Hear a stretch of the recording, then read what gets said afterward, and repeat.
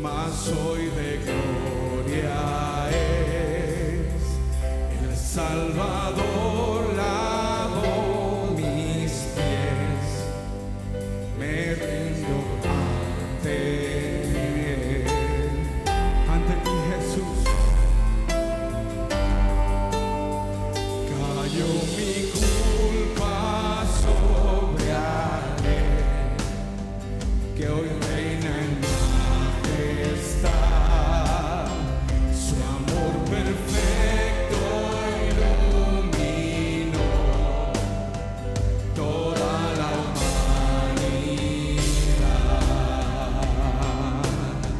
Gracias, Jesús. Tu nombre, Dios, victoria es mi adoración a Cristo el Rey. Tu nombre, Dios, victoria es mi adoración a Cristo el Rey.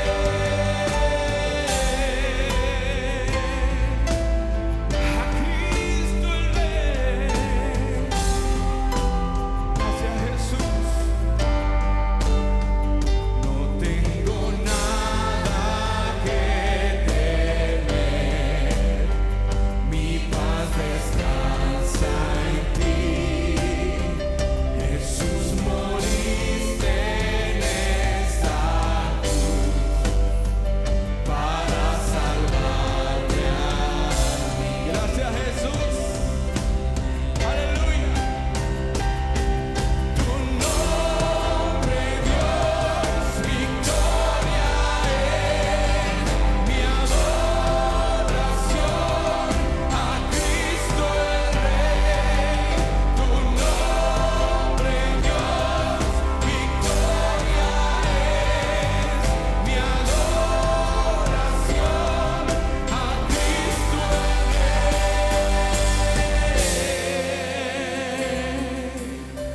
Tu nombre, Señor, sobre todo nombre. Bendito Jesús. Bendito Jesús. Derrotado ya no estoy por tu espíritu en mí. Jesús resucitó y vivo está en mí. En tu nombre vivo estoy, la victoria tengo en ti. Jesús resucitó y vivo está en mí.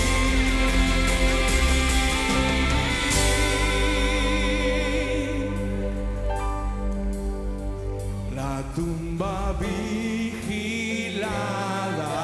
fue, en vano sin saber que a la muerte nuestro Dios venció con su poder. Aleluya, venció con su poder.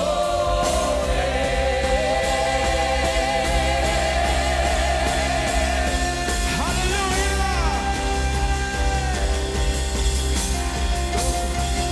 Aleluya, sigue fuerte. Derrotado ya no estoy por tu espíritu en mí.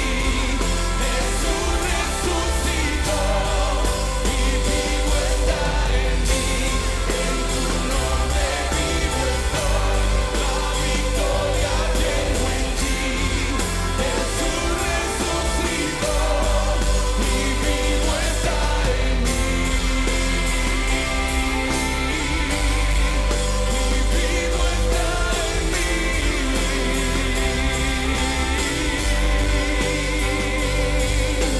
Gracias, Jesús. Gracias por tu victoria en la cruz, Señor. Aleluya. Dale fuerte aplauso a nuestro Dios. Más fuerte, porque es para el Rey de Reyes y Señor de Señores. ¿Quién es, quién fue y quién ha de venir? El Dios Todopoderoso. Aleluya, levantar una iglesia pura, sin mancha y sin arrugas. Señor, ayúdanos, Padre, Ayúdanos a estar preparados, Señor maravilloso, para ese encuentro personal contigo, Papá Santo. Gracias, gracias, gracias. Aleluya. Aleluya. La presencia del Señor está aquí, mi hermano, mi hermana, de una manera sobrenatural. Creámoslo, mi hermano, mi hermana. El Todopoderoso está aquí. ¿Cómo viniste tú, mi hermana, mi hermano? ¿Cómo viniste? ¿Cómo viniste a la casa del Señor? ¿Enferma? ¿Con cargas? ¿Con preocupaciones? ¿Alegre? ¿Contenta? Dios sabe cómo entraste tú a la casa de Dios. Pero esta mañana el Señor me decía: corran, corran, corran a la fuente de la vida. Corran a la fuente de la vida, porque el Todopoderoso está aquí, mi hermana, mi hermano. ¿Para qué? Para sanar, para libertar, para ayudar. Dejémonos ayudar por el Dios Todopoderoso, porque ciertamente el que ha de venir vendrá y no tardará. Aleluya. Gloria a tu nombre. Aleluya. Mi hermano, mi hermana, corramos a la fuente de la vida. No hagamos oídos sordos a esta palabra. Yo no voy a hacer oídos sordos a esta palabra, porque yo sé que Dios tiene algo especial para mí y para toda mi casa. Así que tú también, mi hermano, mi hermana, no te creas de las mentiras del diablo, que tienes esto, que tienes lo otro. No tienes nada, porque la palabra de Dios dice que Él pagó el precio en la cruz del Calvario. Así que nos tenemos que aferrar a esa palabra. Amén. Así que pueden tomar sus lugares. Aleluya. Dios bendiga ministerios de alabanza. Dios los siga bendiciendo. Dios los siga usando. Dios los siga preparando para que esas alabanzas que elevamos al Señor lleguen como olor grato. Amén. El reino de los cielos. Qué tema tan más interesante. Entre más estudio, más me entero de que cosas tan más bellas se encuentran en esta Sagrada Escritura. En el libro de Colosenses, un versículo ya mencionado antes, que en lo personal, meditando en él, decía yo, lo conocemos y lo interpretamos conforme la revelación que cada uno de nosotros tenemos. Pero es un versículo tan hermoso y tan importantísimo. Si lográramos conocer lo que Jesucristo hizo en la cruz del Calvario, es algo sobrenatural. Colosenses capítulo 2 versículo 15 dice la palabra de nuestro Dios: en el nombre de Jesús. Y despojando, ¿por qué no damos lectura a todos unánimes? ¿Qué le parecería conmigo? Y despojando a los principados y a las potestades, los exhibió públicamente, triunfando sobre ellos en la cruz.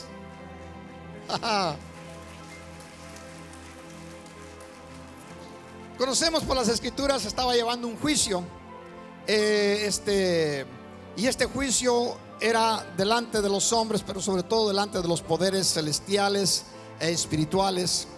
Y el juicio, el propósito principal en este juicio de Satanás, teniendo un tiempo ya corto, tenía, o su propósito para poder vencer a Jesús era hacerlo pecar, y tenía límite de tiempo. A las 3 de la tarde era el momento que se le había concedido por Dios para hacer pecar a Jesús. Muchos no le ponen atención al asunto, pero sabe que si el enemigo hubiera hecho pecar a Jesús, toda la creación hubiera sido destruida, hubiera sido perdida. Ningún ser humano nos hubiéramos podido salvar, ¿sí? Pero al momento que Satanás se la estaba jugando, sabía que si no lo hacía pecar, le estaba quitando la vida a un inocente, a un ser que no tenía falta. Y al hacerlo ante los gobiernos y poderes espirituales, quedó totalmente avergonzado, confundido, fracasó, no logró hacer que Jesús pecare en ese momento. Y cuando Jesús dijo esta última palabra, consumado es, el enemigo lo perdió todo. Todo, absolutamente todo lo que le había quitado a nuestros padres. Y hablando en el libro de Mateos, encontramos, como ya antes mencionado en algunas de las enseñanzas, se encuentra la expresión reino de los cielos, y es el único libro que lo menciona. Y se encuentra 31 veces la palabra el reino de los cielos. En el principio creo que yo les mencioné la forma en que los teólogos separan los 4 evangelios, y esta es una idea que viene desde el tabernáculo, después pasó al templo, y menciona los 4 evangelios con las características de las criaturas que estaban plasmadas en las figuras que habían hecho enfrente del tabernáculo. Después pasó al templo. Y esto era que se encontraban estas figuras que representan a los 4 evangelios, siendo el Mateo el representante de un león. Y es Mateo el que pone a Jesús como el rey. En todos los escritos, el libro de Mateo está transmitiendo a la humanidad: Jesús es el rey. Y Juan, el discípulo amado, pone a la figura o representa a Jesús como el ser divino, como el águila que estaba al frente del tabernáculo. Es un ser divino que cruza los aires, los vientos, señorea sobre las alturas, y pone a nuestro Señor Jesucristo como el ser divino, creador de todas las cosas. Y luego pone a Marcos. Marcos representa un becerro que estaba al frente del tabernáculo y del templo, que significa el siervo, que pasaría a ser después, más tarde, un buey, que significa es el que va a servir, el que va a arar, el que va a labrar el reino de los cielos o el pueblo de Dios. Y al final nosotros, como antes mencionado, tenemos a Mateo. Diga usted Mateo, el cobrador de taxas, ¿verdad? Este siempre va a representar a Jesús como el rey. No solamente el rey del pueblo de Israel, sino el rey de reyes y el señor de señores. ¿Cuánto le damos gloria? En el capítulo 13, yo en lo especial tengo algunos capítulos que los que me llaman mucho la atención. Mateo, lo he mencionado, es uno de los capítulos en los evangelios que a mí en lo personal me impactan mucho. Creo que tiene más revelación el capítulo 13 de Mateo que ningún otro capítulo en los evangelios. Otro de los capítulos que siempre he mencionado es el capítulo 8 del libro de Romanos. Muy completo, habla de toda la redención. Pero en Mateo se menciona 31 veces la expresión el reino de los cielos. Y en el capítulo 13 se menciona 8 veces de las 31. 8 veces se menciona el reino de los cielos. Y en 7 de ellas se menciona de esta manera: el reino de los cielos es semejante a. 7 veces menciona el reino de los cielos es semejante a. Bueno, cuando nosotros, o más bien cuando nuestros padres pecaron, fuimos arrojados de nuestra casa que Dios había formado, la cual conocemos como el huerto del Edén. Y al ser arrojados o echados fuera, perdimos todos los derechos a las riquezas que en nuestra casa existían. Todas las cosas que Dios había preparado para sus hijos. Lo perdimos todo. De manera que nos quedamos a la intemperie. Fuimos echados al desierto, como lo he estado compartiendo. Y nos ha afectado de tal manera que ahora existen muchas necesidades en la humanidad. Pero para ser compacto, quiero mencionarles en este día que el que una persona sea pobre no significa, o más bien que esté necesitada no significa que sea pobre. O si está enfermo no significa que es porque sea malo. Estas cosas vinieron en consecuencia al perder nuestra posición en nuestro hogar. Pero todas y cada una de ellas nos fueron restauradas allí en la cruz. Nuestros padres le entregaron las cosas al enemigo.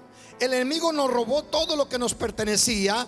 Pero viene Jesús, el segundo Adán, y en la cruz del Calvario lo exhibió en vergüenza, quitándole todo lo que le había robado a nuestros padres. Amén.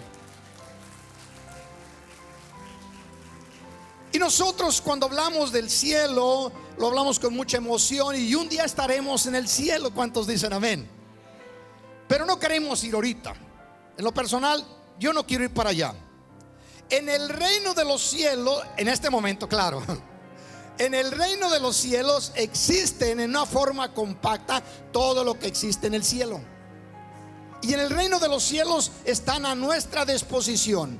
De manera que tenemos que nosotros buscar con diligencia cómo hacernos de lo que ya nos pertenece, de lo que ya nuestro Señor Jesucristo nos ha adquirido. Vea uno de los pasajes en Lucas capítulo 11 versículo 2. ¿Cómo se nos dice cuando los discípulos vienen al Señor y le dicen: Señor, enséñanos a orar?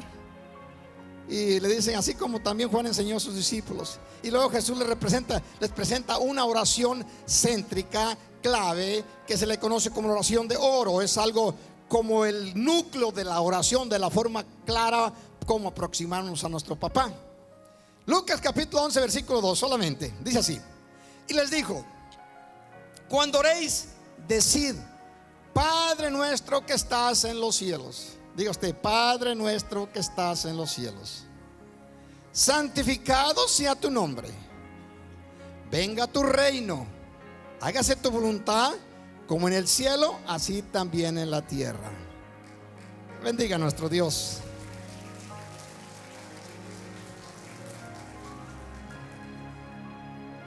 Le voy a hacer una pregunta. Creo que casi, o al menos la mayoría aquí, entienden el versículo en una forma incorrecta hasta cierto punto, porque es muy fácil, es tan sencillo nosotros leer la escritura y no entender lo que se nos está diciendo. Lo entendemos en una forma muy general, y gracias a nuestro Dios, que en la mayoría de los casos es buena. Pero Dios quiere que pongamos atención un poquito más a lo que nos está diciendo, para comprender las cosas que ya Jesús ha recuperado a nuestro favor. Le voy a hacer la pregunta: ¿dónde cree usted que se encuentra nuestro Padre? ¿Dónde dice Jesús que está nuestro Padre? ¿Dónde? En los cielos. Ahí lo dice así, ¿verdad? Pero no está correcta la forma en que lo estamos interpretando. Él está en los cielos, cierto, pero la mayoría pensamos que los cielos se está refiriendo al trono de Dios, o está refiriéndose al cielo. Se está refiriendo al cielo, lo cual es un lugar literal. No es una idea de la mente del ser humano, es un lugar literal. Pero fíjense atención, lo mencionan ustedes, pero no sé si lo entienden con claridad. Puesto que una cosa es el cielo y otra cosa son los cielos. Podemos entender eso, ¿verdad? Cuando está diciendo, y les dijo: cuando oréis, decir: Padre nuestro que estás en los cielos. No está diciendo: Padre nuestro que estás en el cielo. Mire cómo dice el resto: santificado sea tu nombre, vénganos tu reino, hagas tu voluntad como en el cielo, singular, así también en la tierra. Dándonos a entender el Señor, y nos menciona el reino, el propósito de nuestro Dios. Lo menciona Cristo, lo menciona Juan, lo mencionan los discípulos. Es que el reino del Señor está cerca y quiere que venga a nosotros. Y en el reino de los cielos, o en el reino al cual me refiero, en el paraíso donde está nuestra casa, existen todas las cosas, y allí se hace la voluntad de nuestro Dios. En el mundo no se hace la voluntad de nuestro Dios. En el mundo es todo lo contrario. Pero en el reino de los cielos, la voluntad de nuestro Dios se hace como también se hace en el cielo singular. De manera que ya entendemos algo, que en esta expresión está diciendo nuestro Dios, o nuestro Señor Jesucristo: nuestro Padre, o vuestro Padre está en los cielos, está en el lugar que está cerca de ustedes. Por eso usted y yo debemos de apreciar estos versículos y decir: nuestro papá está cerca de mí. ¿Cómo le hago para estar ahí? Mire cómo dice Mateo 13:10. Entonces, acercándose los discípulos, le dijeron: ¿por qué les hablas por parábolas? Es el mismo capítulo 13. ¿Por qué les hablas por parábolas? ¿Por qué les hablas a través de cuentos, a través de leyendas, a través de símbolos? En otra expresión dice: a través de sinónimos, jeroglíficos, escrituras que no se pueden entender. ¿Por qué les hablas por parábolas a los creyentes? Recuerde que los judíos que le seguían eran creyentes, unos discípulos de Jesús, otros a veces estaban en contra de él. Pero ¿por qué les hablas por parábolas? O por historietas, por ejemplos, por leyendas, por mitos. Nosotros no logramos entender lo que Jesús está mencionando, y nos lo explica con mucha claridad en el versículo que sigue. El versículo 11 dice así: Él respondió y les dijo, pongan mucha atención: porque a vosotros os dado saber los misterios, los secretos, las incógnitas, lo que se dice que existe pero que nadie ve. A ustedes, los que me siguen, los que andan conmigo, les he revelado los secretos.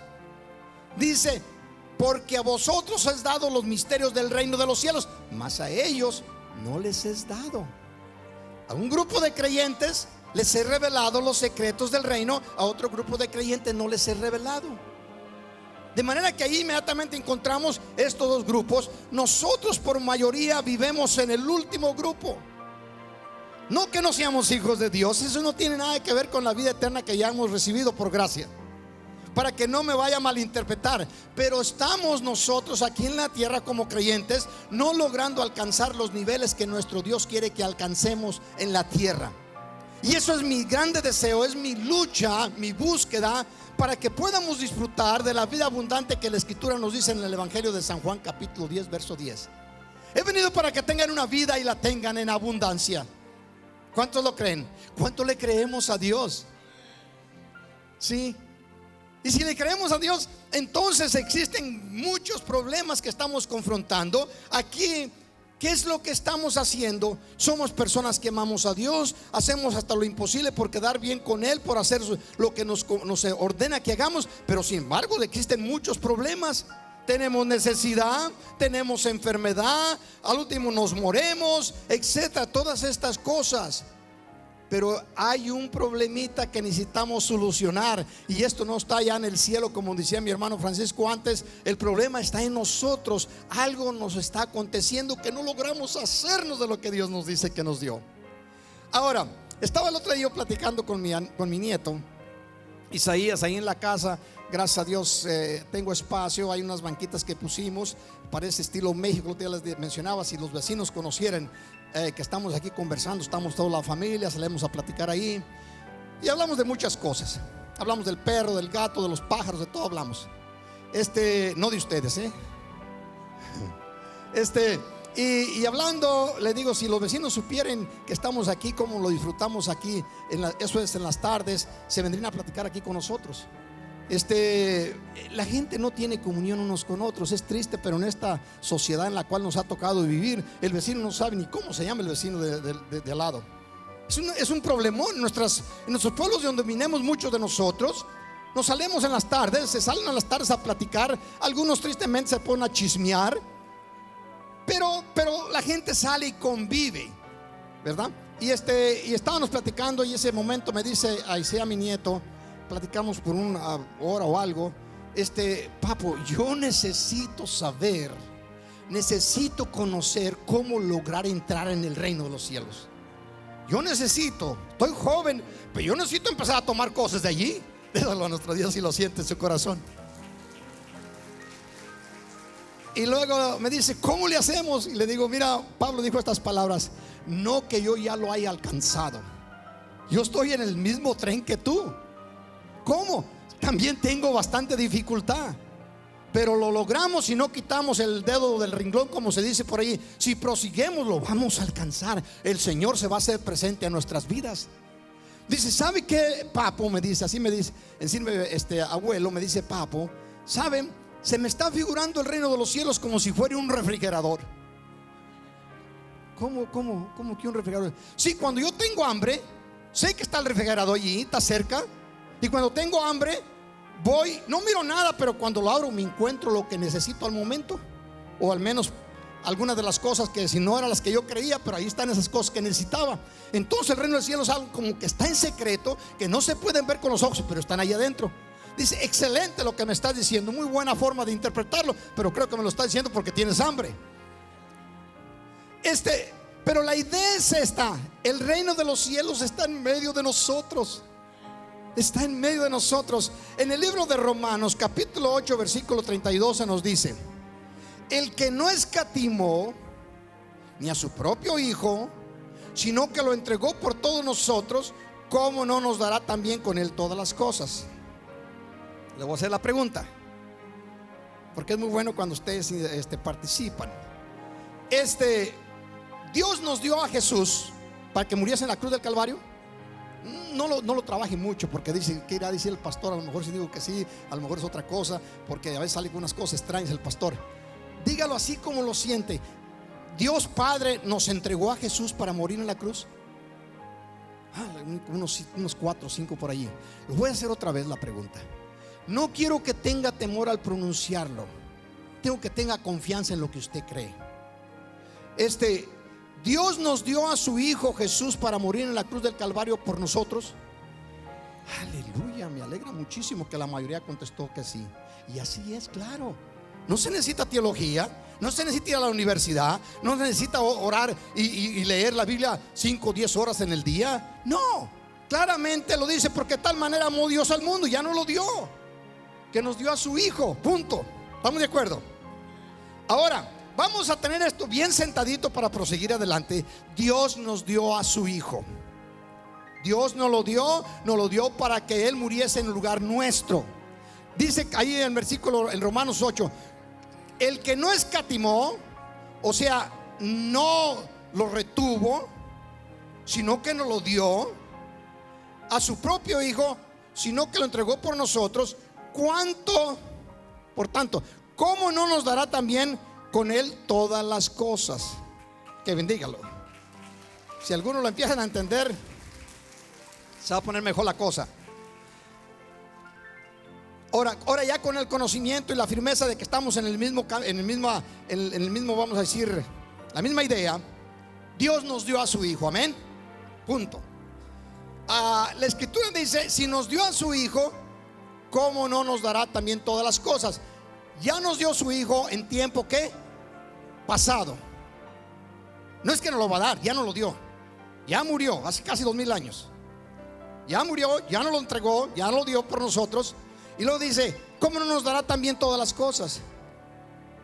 Si nos dio a su Hijo, y sabemos que nos dio a su Hijo por la fe que tenemos en la Escritura, dice la palabra de Dios, ¿cómo no nos dará también todas las cosas? ¿Cuáles cosas? Todas las que le quitó al enemigo en la cruz del Calvario. Dice que lo exhibió públicamente, venciéndolo en la cruz, quitándole todo lo que le había robado a nuestros padres, Adán y Eva. Todo lo rescató nuestro Dios, nuestro Señor Jesús. Nos dio a su Hijo y también con Él nos dio todas las cosas. Tenemos a su Hijo por la gracia y la fe que el Espíritu Santo nos dio cuando lo recibimos, pero tenemos grande dificultad con tomar las cosas. ¿Cuántos estamos en eso? Muchas cosas nos faltan. Algunas personas no logramos hacernos de ello porque fuimos enseñados de esa manera. Desde pequeños somos enseñados. A veces nos decimos, estos discípulos o el pueblo de Israel que Dios sacó de Egipto, el problema más grande no fue sacar al pueblo de Israel de Egipto, sino sacar a Egipto del pueblo de Israel. Sus pensamientos que tenían de esclavos por los últimos siglos que vivieron en Egipto fue lo que los tuvo en problemas en el desierto, puesto que todavía seguían pensando como esclavos. Y nosotros somos enseñados de que nacimos con dificultades, vivimos en pobreza, tenemos necesidades, vienen enfermedades y al final de cuentas morimos. Somos enseñados así y nosotros seguimos enseñando de la misma manera. ¿Sí? Todos estamos en el mismo tren y seguimos practicando las mismas enseñanzas. ¿Cómo vamos a cambiar a una persona que cree que en la tierra solamente nació para sufrir? Y encontramos material en la Biblia, pero ese material que existe en la Biblia se encuentra a razón antes de que la persona sea redimida, venga a Cristo, acepte al Señor como el Salvador de sus vidas, y entonces las cosas pueden venir a su vida como Cristo ya las adquirió a favor nuestro. Necesitamos cambiar de pensamiento, y cuando leemos las Escrituras debemos de creer: lo que dice mi Dios es verdad. Es verdad. El que yo no lo esté viviendo, hay un problema aquí conmigo. Amén. De manera que ya nos dio todas las cosas. ¿Dónde están las cosas? En su reino. Cuando Jesús dice a los discípulos, está diciendo: y cuando oren, háganlo de esta manera. Dígale: vénganos tu reino. Yo siempre esperaba o pensaba que estaba hablando del reino después que Cristo viniere y pusiera bajo sus pies a todos sus enemigos, y la iglesia empezara acá en el reino, el reino milenial. Y yo ahora estoy descubriendo que no se trata de eso. ¿Por qué? Por las palabras mismas en el versículo: hágase tu voluntad aquí en la tierra como se hace en el cielo. Si estuviera hablando del futuro después de la gran tribulación y del arrebatamiento de la iglesia, etcétera, Pues ya cuando estemos acá todos, que Jesús venga con nosotros, pues su voluntad se va a hacer claramente. Está hablando ahorita, en este tiempo. Hágase tu voluntad en la tierra como se hace en el cielo. En el reino de los cielos la voluntad de nuestro Dios se hace constantemente. Y ahí están todas las cosas, tenemos que creerlo. Les voy a dar unos secretos que son muy practicados por la iglesia. En la iglesia Cristo viene, no lo permito yo. Les trato de ayudar para que no creamos de esa manera. Cuando yo iniciaba, pasaban algunos hermanitos o hermanitas y hablaban de esta manera: no me voy a arrimar hasta la orilla. Acá hasta la orilla se arrima el hermano Jorge y se pone acá los pies. Le digo, un día de esto se va a caer el hermano. Voy a respetar ese lugar. Miraba que llegaban los hermanos y decían: Señor, perdóname porque soy un pecador. Usan la oración de los que vinieron a orar al templo, ¿recuerda? Que uno decía que era pecador y el otro decía: gracias te doy porque no soy pecador ni como este, ¿verdad? Yo hago esto, diezmo y todas las cosas. Y el otro decía: perdóname, Señor, porque yo soy un pecador. Dice que no levantaba su rostro. Y usamos eso como un patrón. Bueno, los dos estaban en la situación antes de que Cristo fuera muerto, y lo cual no habían sido redimidos ninguno. Estaban en la promesa de que un día vendría el Redentor. Todavía no se cumplía hasta que Cristo murió en la cruz. Entonces los hermanos o hermanas venían y decían: pastor, yo soy un pecador, un vil pecador, redimido por la sangre de Cristo. Le dije: no, espérate, le decía yo: eres un pecador, eres un redimido. Y no, pues soy un pecador. No puede ser las dos cosas al mismo tiempo. No se puede chiflar y comer pinole y sean en mi tierra al mismo tiempo. O eres santo o eres pecador. Dice: ¿cómo, pastor? Si te redimió Jesús, eres un santo. Ya eres un santo. Pero yo siento, no, por favor, si sientes lo que tú eres y lo que tú haces, estás fracasado. Ninguno nos vamos a salvar por lo que hacemos. Entonces, ¿cómo, pastor? O eres pecador o eres santo. No pueden ser las dos cosas. No se puede ser hombre y ser mujer. No se puede ser mujer y ser hombre. O sea, es una cosa. ¿Cuántos dicen amén? Es imposible. Hay unas personas que no saben ni lo que es. No saben nomás que se quiten la ropa y se miren. Pues qué tanto lío. Hombre, ¿por qué le dan tanta vuelta? Había un hombre cuando yo estaba joven como predicador. Había un hombre acá muy famoso, muy reconocido. Y ese hombre no sabía y se transmitía a través de los medios. Era un cantante muy famoso de acá de la tierra de Estados Unidos. Y se transmitía hacia el mundo, a veces como si fuera hombre o como si fuera mujer. Luego era de un color oscuro y luchó para hacerse de un color blanco. No sabía si era blanco o si era negro. Y qué triste, esa gente muere en un fracaso terrible. Porque debe de entender cada creyente que fuimos hechos a la semejanza de nuestro Dios. Somos hechos a la semejanza de nuestro Dios. El que es hombre es hombre, el que es mujer así lo hizo Dios. Y el hombre es el ser más hermoso que Dios ha creado como hombre, y la mujer más hermosa como ser que Dios ha creado. Viene un maestro y nos llamaba a los estudiantes allí en la clase. Yo tenía como unos 11 años y estaba preguntando a todos los niños qué color era el más hermoso en la figura, en la piel del ser humano. Vinían unos, decían un color, decían otro. Y unos decían no, pues el blanco, otros decían no, pues el moreno, otros decían pues el negro. Y luego que me pasa a mí: Ismael, ¿cuál es el color más hermoso en la piel del ser humano? Y luego le digo: pues míreme el mío. Y luego entonces, ¿cómo que el tuyo? Y luego jalo, mire a mi primo jalo uno que se llama Julito, le decíamos: mire, este muchacho, todos mis papás y mis tíos, todos eran güeros de ojos de color. Y él nació muy güero, con unos ojos verdes, parecían ojos de gato. Y luego, mire cómo está, todo rayado por el sol. Ese color, así no, pues ese color no es el mejor es el mío. Ahora entendí. El color la persona que fue hecha de color moreno es la persona de color más hermoso que existe en la tierra. No se me vaya a salir. la persona que fue hecha con el color blanco es la persona más hermosa creada por Dios en la faz de la tierra. No se salga. La persona que fue creada con el color negro es la persona más hermosa que en el color de la piel que Dios ha hecho en esas personas. ¿Por qué? Porque Dios los hizo. El negro, el moreno, el amarillo, el blanco es el color más hermoso que existe para esa persona. ¿Sí? Hay que darle crédito a nuestro Dios. Al que lo hizo moreno es el más bello para Él mismo. Al que hizo blanco es el más bello para Él mismo. El que hizo negro es el color más bello. El que hizo amarillo, verde o lo que sea es el color más hermoso. Dios lo hizo así. Hay que darle crédito a Dios por su hechura. Así que usted piense, déselo a nuestro Dios. Dice, pues yo no soy tan elegante, no soy. Pues no, cálmate.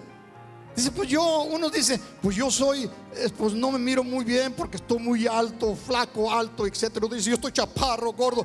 Tranquilo, Dios te hizo. Dale crédito a Dios. Eres el ser más bello en tu persona porque Dios te hizo de esa manera. ¿Cuánto le damos gloria? Necesitas levantar tu estima.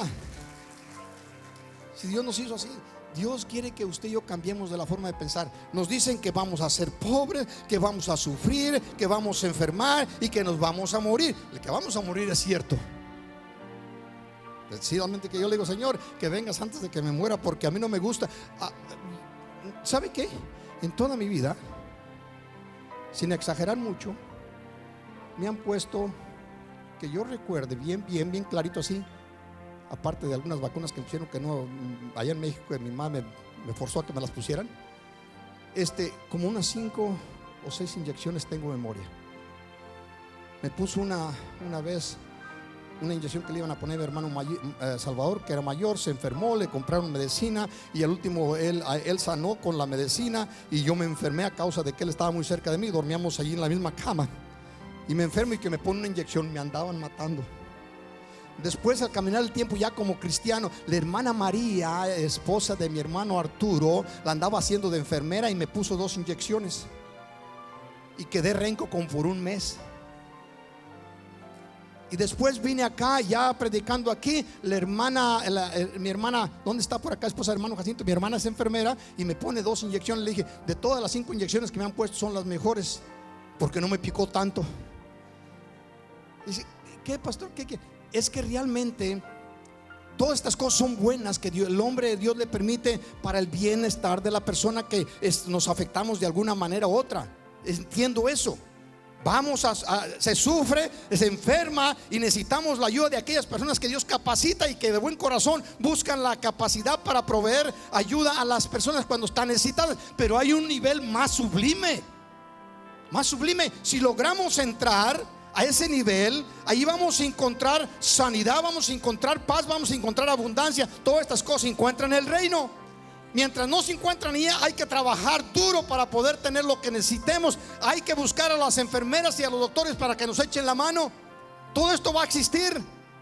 Siempre oremos por los doctores y las enfermeras y los que hacen estas cosas. Qué trabajo tan más difícil. De todos los trabajos existentes, creo que son los peores, los más sufridos. No peores en el sentido, sino los más sufridos.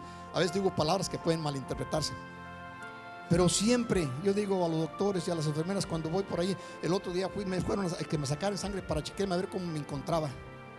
Y miro que me están sacando la sangre y digo, ay, esta gente, están sacando la sangre. Yo tan débil que me siento. Y sí, algunos de ustedes vean más. Mi esposa es el ser más valiente que he conocido yo a mi alrededor. Le pican aquí, le pican allá y tranquila. Cuando dice que va a ir al doctor, y es tranquila. Es más, yo le digo a mis hijos, llévenla a ustedes al doctor. Yo me animo a entrar a esos lugares. ¿Ustedes creen que su pastor es valiente?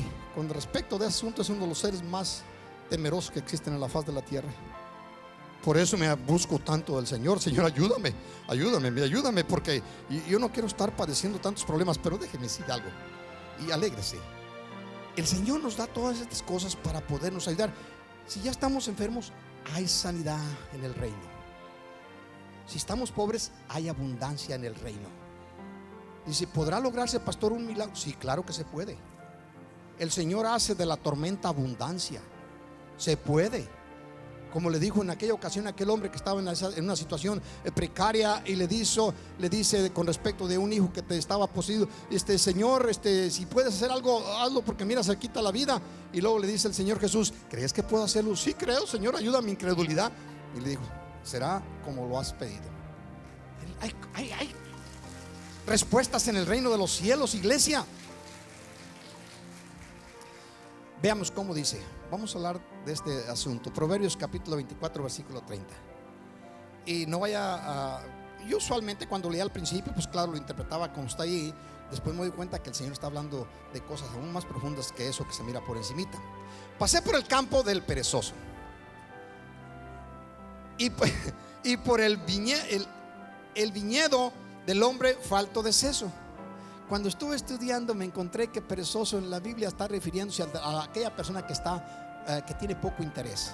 Pasé por el campo el campo de una persona que tiene muy poco interés en el campo. Le interesa muy poco, no quiere hacer nada con él. Y luego dice: y falto de seso, falto de conocimiento, quiere decir aquella persona que no madura en su vida como persona. Entonces ya entendemos otra cosa. Pasé por el campo de una persona que tiene poco interés en las cosas de lo que tiene, y también una persona que no le gusta madurar, sigue siendo un niño. Dice: del hombre falto de seso, y lo que vi fue un terreno lleno de espinos. Diga usted, un terreno lleno de espinos. Si usted conoce la Biblia, lo cual yo creo que sí conoce bastante, esto viene desde el principio. Lleno de espinos es un simbolismo del pecado. Lo que el pecado produce, espinos y cardos, les va a producir la tierra a causa del pecado.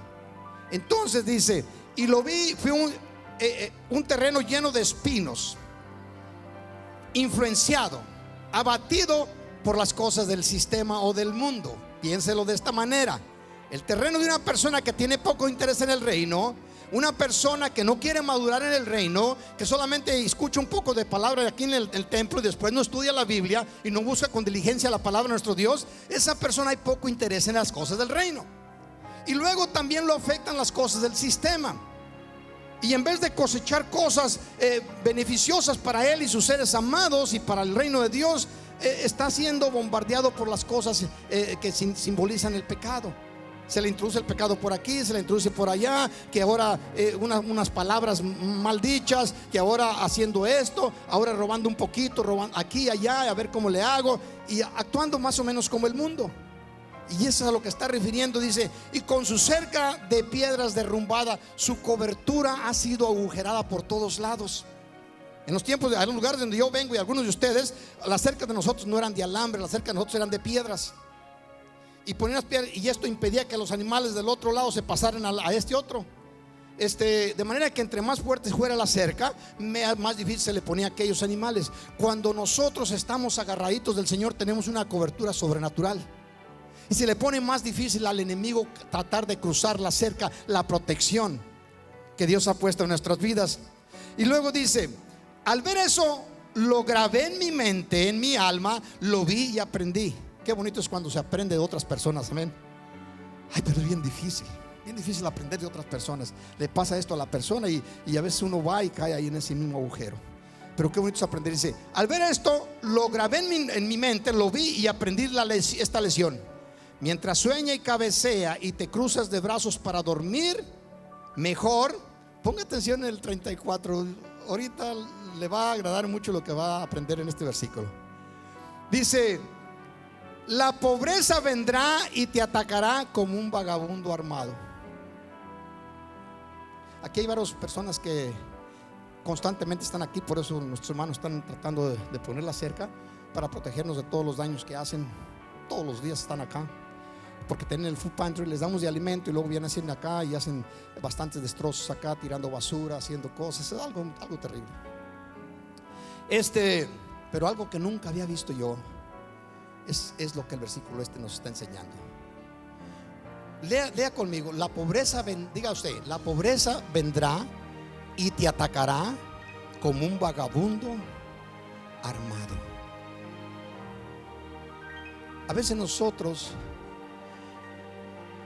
si estamos pobres, no es porque no tengamos lo suficiente, es porque no sabemos tomar lo que tenemos, lo que ya Dios nos ha dado. Usted recuerda la historia del hijo pródigo. La escritura nos dice que el muchacho pidió los bienes al padre y se fue a gastarlos despreciadamente, pero luego después retorna y el padre lo recibe, lo vuelve a aceptar como hijo, le vuelve a vestir como hijo, lo corona, le da las cosas necesarias para manifestar delante de los siervos que era un hijo. Pero el hijo mayor, dice la escritura, que vino al padre y le dice: he aquí que tu hijo fue y desperdició tus bienes con mujeres y esto y aquello, y cuando regresa lo abrazas y le haces fiesta, matas el becerro más gordo y invitas a la gente, y yo que nunca te he faltado en nada, no me das ni un corderito para comérmelo con los amigos. Y le dice el padre, que es un simbolismo de Dios, le dice: hijo, todo lo que existe aquí es tuyo y lo puedes tomar cuando lo desees. Diga usted, el padre le dijo: todo lo que existe aquí es tuyo y lo puedes tomar cuando lo necesites. Amén. Cuando Cristo le quitó al enemigo en la cruz del Calvario todo lo que nos había robado, Dios dice que nos dio a Jesús y con Jesús nos dio todas las cosas, pero ahora se requiere que tú y yo las tomemos. Busquemos con diligencia cómo hacerle, porque entonces vamos a ser beneficiados nosotros, va a ser beneficiada nuestra familia y va a ser beneficiada la iglesia, el reino de los cielos. ¿Sí? Mi más grande deseo es que ustedes sean prosperados en todos. Si a ustedes les va bien, cuando yo escucho que les está yendo bien, yo me alegro mucho, me gozo. Yo no sé cómo sienten ustedes, pero yo me gozo mucho cuando sé el hermano y la hermana andan haciendo estas cosas, les está yendo bien aquí. Me gozo porque si les va bien a ellos, les va a ir bien a la familia. Y si le va a ir bien a ellos y a la familia, también le va a ir bien a la iglesia. Y si le va bien a la iglesia, le va a ir bien al reino. Si le va bien al reino, también me va a ir bien a mí. ¿Están acá todavía? Ahora, ¿cuántos imaginan no se vaya a sentir mal? Si está necesitado económicamente, esa no es su naturaleza ya. Usted es hijo e hija de Dios. Hay que buscar con diligencia cómo hacerle. Ser un poquito más diligentes, más meternos más en las cosas del Señor. Señor, ¿cómo le hago? ¿Cómo le hago? ¿Cómo le hago? Porque quiero ser útil en tu reino. Porque aquí dice, la cosa que entendí fue esto: la pobreza vendrá y te atacará. Quiere decir que la pobreza es un enemigo que anda buscando a la gente para atacarla. Recuerda cuando Jesús dice: al que tiene aún lo que tienes, al que tiene poco, aún lo que poco que tiene se le va a quitar, y el que tiene mucho aún se le va a dar más, ¿eh? Bueno, aquí resulta que la pobreza es un enemigo. Yo tan bonito que hablaba de la pobreza. La pobreza, no, pues la gente pobre, la gente es buena, pero la pobreza no.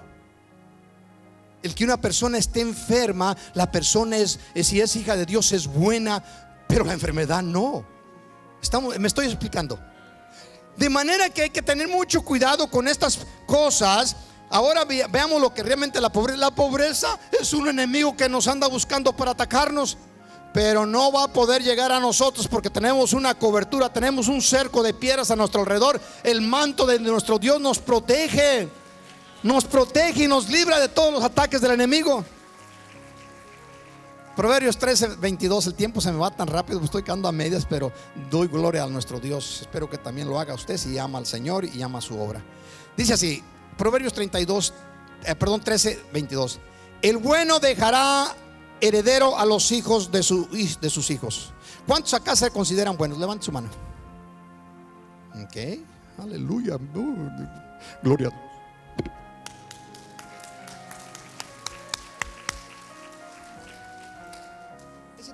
¿Por qué, pastor? ¿Por qué? Si eres hijo de Dios y si crees que tu Dios es bueno, tú eres bueno. Dice, pero mi vecino no dice lo mismo. ¿Qué te interesa? ¿Qué interesa lo que? Exacto, si Dios lo está diciendo.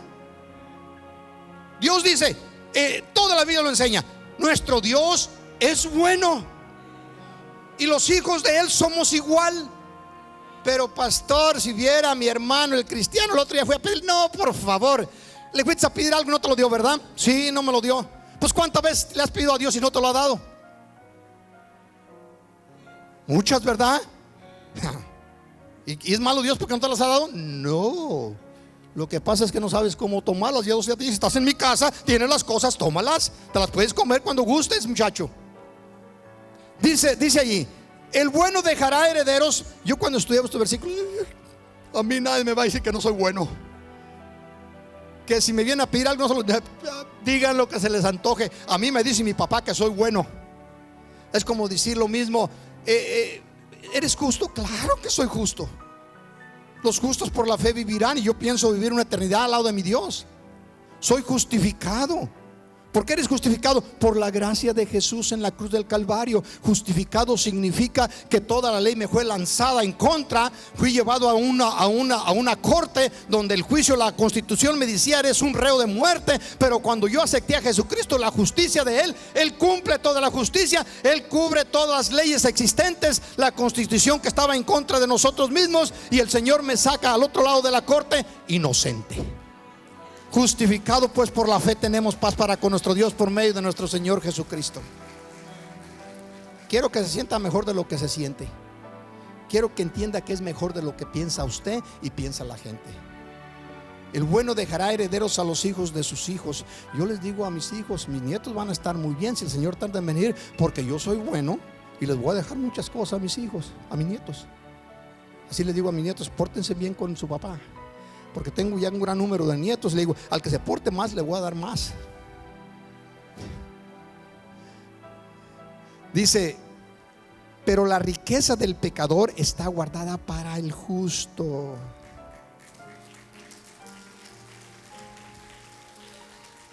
Ahorita algunos están pensando, pastor, yo no tengo nada. Pues tranquilo, hombre, por favor. Tranquilo, nuestro Dios es el dueño de todas las cosas. Sigue buscando, sé diligente, sigue buscando, sé fiel al Señor. Y aquí voy a decir algo que no le gusta a muchos, pero si no lo haces, no vas a poder llegar a esa posición que Dios quiere que llegues. Empieza a dar tus diezmos y tus ofrendas y dalos con alegría. Dalos con alegría. Dice, pero la riqueza del pecador, ¿quién es el pecador? El que no ha aceptado a Cristo. Simple como eso, está guardada para el justo. ¿Cuántos acá son justos? Algunos cuantos, pero bueno, si lo vuelvo a repetir van a salir más. ¿Cuántos acá son justos? Sí, gloria a Dios, ya no la conocemos, ¿verdad? Dice, ponga atención, en el barbecho, diga usted, en el barbecho. Yo sé que algunos de nosotros conocemos eso porque venimos de pueblos que se cultivaban. Barbecho quiere decir en el cultivo, en la propiedad de la persona. Barbecho era lo que se le llamaba reserva, aquellas porciones que se quedaban. Y dice, en el barbecho de los pobres, estamos hablando del creyente, hay mucho pan, hay la abundancia, hay paz, hay salud, hay bendición, hay provisión. En el barbecho de las personas, el diablo nos tenía en pobreza. No solamente en la cuestión económica, eso es lo menos importante. Nos tenía en pobreza en que nosotros estábamos en fracaso, separados de Dios, destinados al infierno.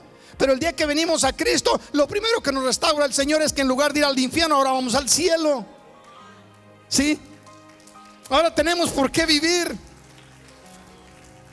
Dice, mas se pierde por falta de sabiduría, de juicio, de entender que eres un justificado por la gracia de nuestro Dios. Se pierde por falta de juicio. Todo viene a una ley que nos acusa constantemente. Pero cuando tú sabes, mi Señor Jesús en la cruz ya clavó la ley. Ahora yo soy justificado por Él. Dice, pastor, pero tengo esta necesidad, estoy pobre, estoy enfermo. Todas esas cosas nos atacan constantemente. Pero tú empiezas a creer. Yo no sé, sé que me siento muy mal, pero sé que también mi Dios es poderoso. Y si aún no sé cómo entrar y tomar posición de ese, el Señor me va a ayudar. Yo lo único que voy a hacer es hacer lo que Él me recomienda. Si tengo necesidad, voy a tocar. Y sigo tocando la puerta del reino que está aquí con nosotros. Y en cualquier momento el Señor me va a ver que entré a esa posición y me va a abrir. Y si estoy enfermo me va a sanar. Y si estoy pobre me va a dar provisión. Y si estoy dolido me va a dar el contentamiento, etcétera, etcétera. ¿Por qué? Porque el Señor todo lo que dice es verdad, iglesia. Si algo te llevas en esta mañana es que el Señor quiere verte feliz y próspero, para mostrarle al mundo que eres hijo e hija de Dios. Amén. Quisiera seguir adelante, pero el tiempo se me ha terminado. Lo hacemos la próxima ocasión. Le voy a invitar que se ponga de pie. El tiempo que hablamos aquí de la palabra de Dios se va como el agua. Yo sé que para algunos se les hace largo los 45 minutos, porque eso es muy usual en las personas. Pero hoy en este día piensa esto. Si el Señor es justo y se puso en el lugar tuyo, entonces tú eres justo. Si el Señor Jesús es bueno y se puso en tu lugar, entonces tú eres bueno. Si el Señor es santo y se puso en su lugar, entonces tú eres santo. Que nadie te diga que eres un pecador y eso, porque eso se la quiere uno quitar a veces para sentirse bien delante de la gente. Es que soy un pecador. No, por favor, no se puede ser las dos cosas al mismo tiempo. No se puede ser santo y ser pecador. Quiero que empiecemos a cambiar nuestra forma de pensar. Decían en mi tierra, ya el cassette, ya no existe eso. El disco, ya poco existe eso. Los megabytes o lo que tengas ahí almacenado. Empieza a pensar de esa manera. Por su gracia soy hijo de Dios. Por su gracia soy hija de Dios. Y con su gracia tengo acceso a todas las cosas del reino. Padre, te amamos. Ayúdanos, Señor Dios, para que podamos nosotros hacernos de las cosas que ya adquiriste en la cruz.